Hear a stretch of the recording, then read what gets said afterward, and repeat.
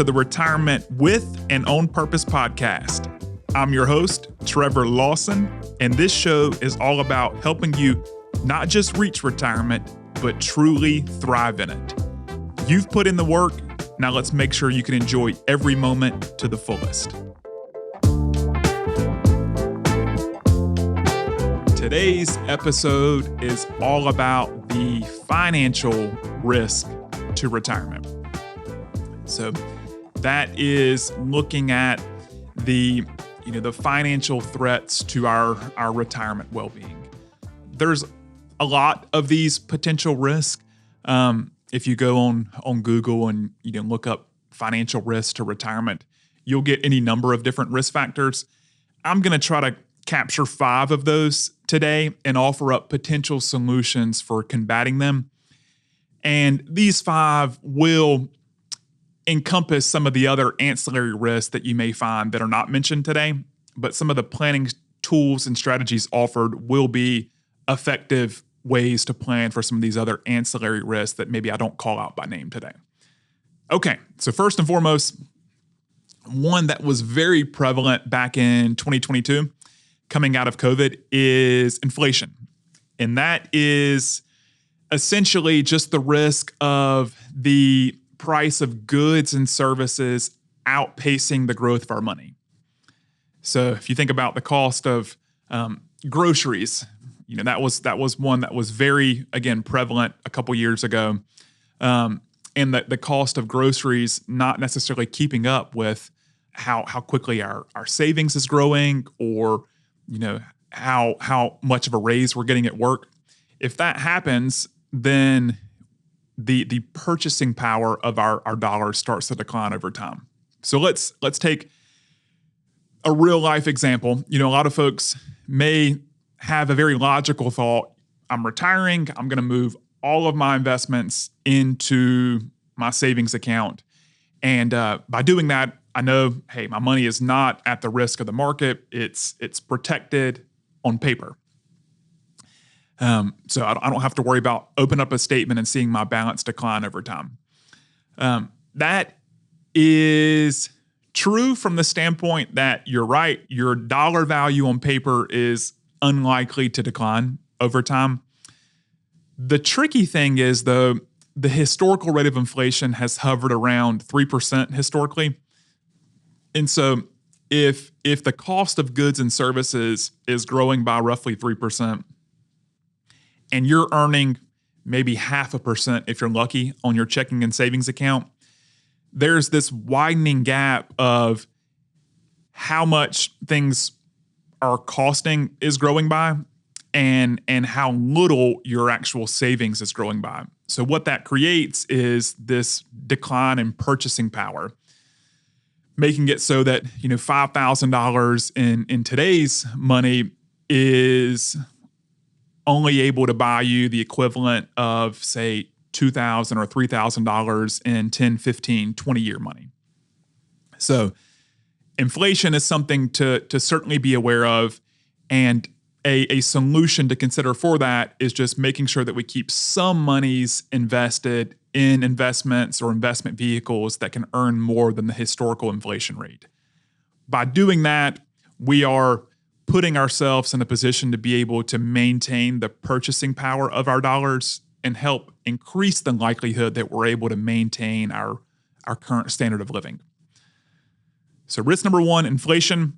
Risk number 2, longevity. And this is really just the risk of outliving our money. Retirees are living a lot longer today than they did 20, 30 years ago. So your retirement planning team has a much longer retirement window they've got to help you plan for. If you are not thinking about this risk and starting to kind of plan for how you may address a potential 30 or 40-year retirement, I encourage you to start doing so. Some potential solutions to consider for this longevity risk is to delay Social Security. So we're eligible under current laws to start Social Security as early as age 62, and then it maxes out at age 70. Every year in between that we wait, Social Security goes up by a guaranteed 8%.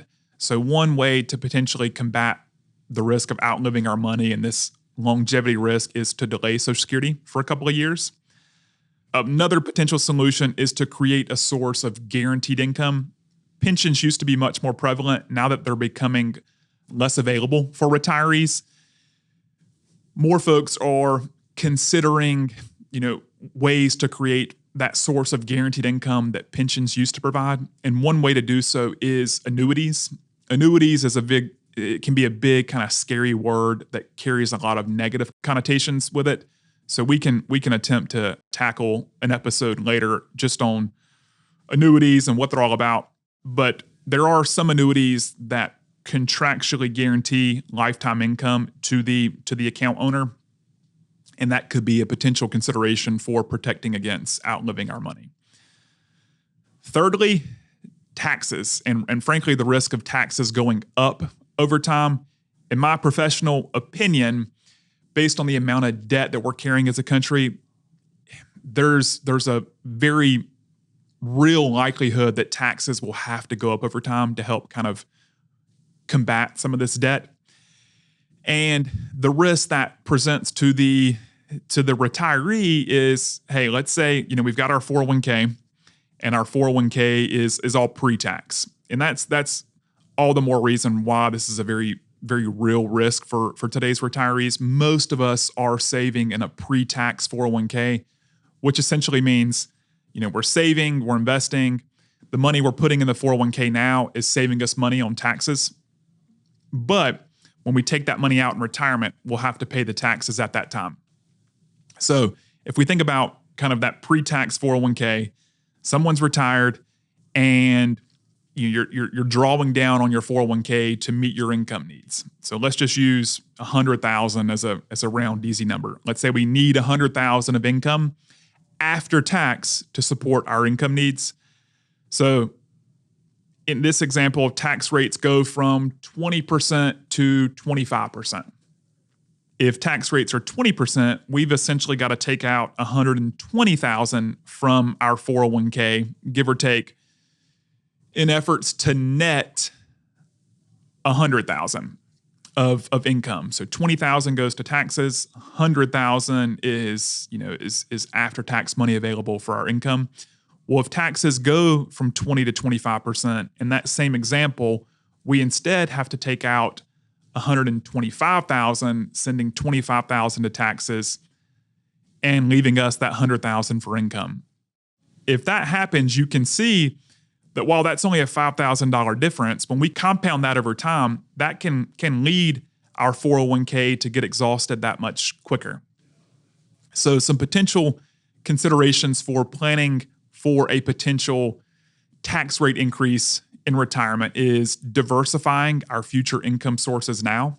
So most employers have offered a pre-tax 401k for a while, but more and more employers are now offering a Roth 401k version. So this would just be after-tax savings in the 401k.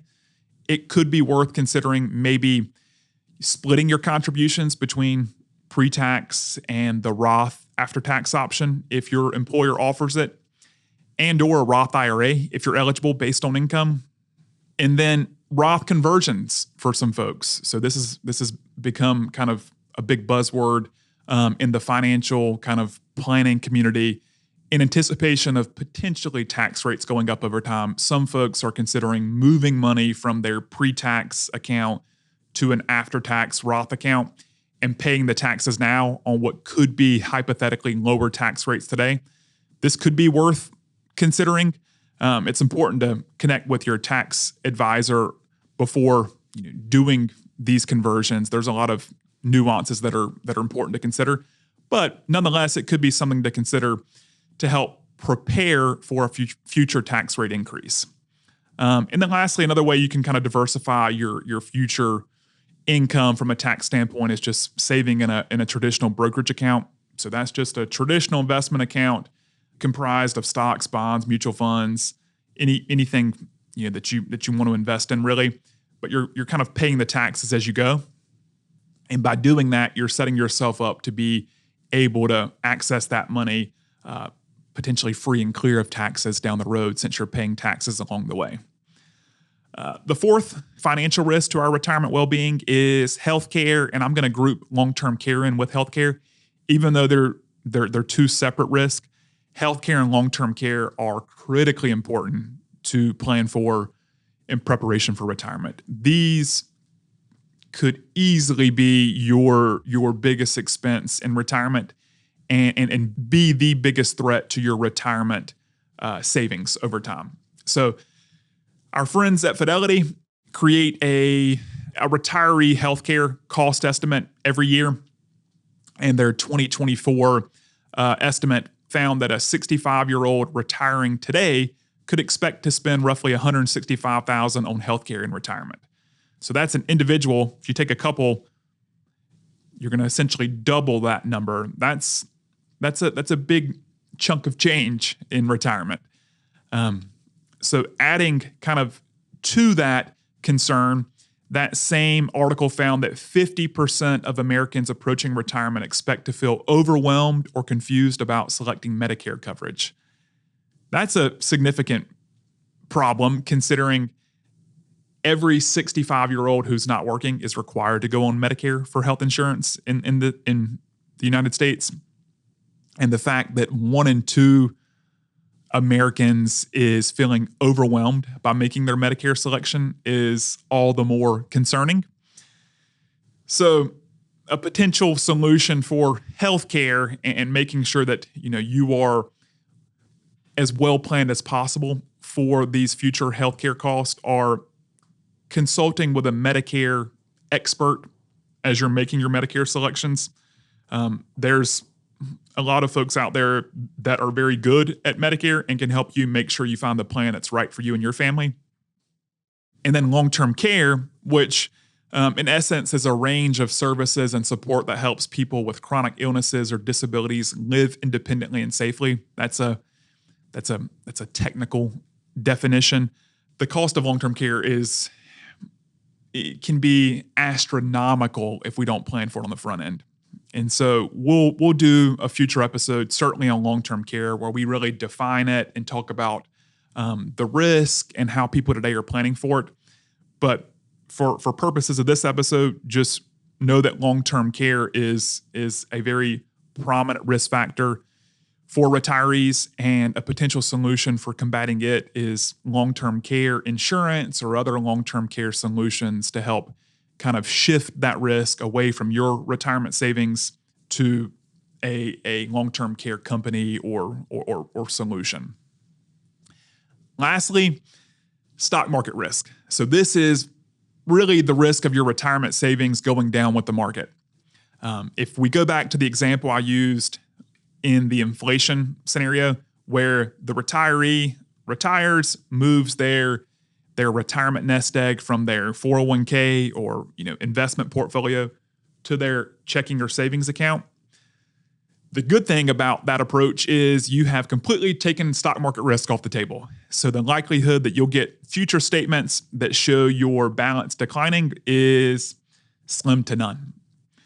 The problem with that approach is when we take money out of stocks, bonds, mutual funds, our investment portfolio, and move it all to our savings or checking account, we invite inflation into our retirement planning equation.